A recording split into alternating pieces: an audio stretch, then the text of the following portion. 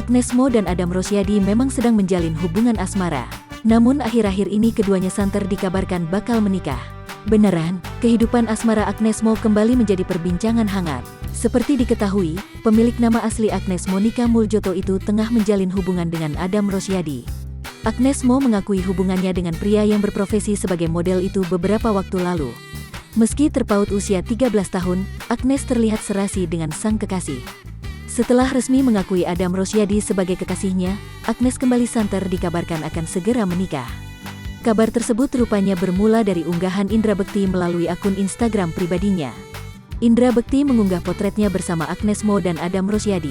Dalam potret tersebut, Adam nampak merangkul Agnes Mo.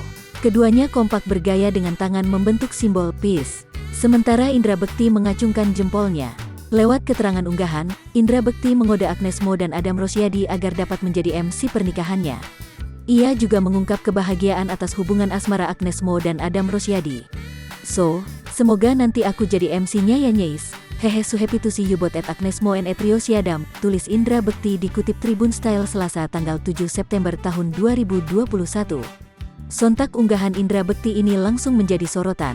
Pasalnya, banyak yang menduga bahwa Agnes akan segera menikah dengan Adam. Beberapa lainnya turut mendoakan hubungan asmara Agnes Mo dan Adam Rosyadi agar langgeng dan bahagia.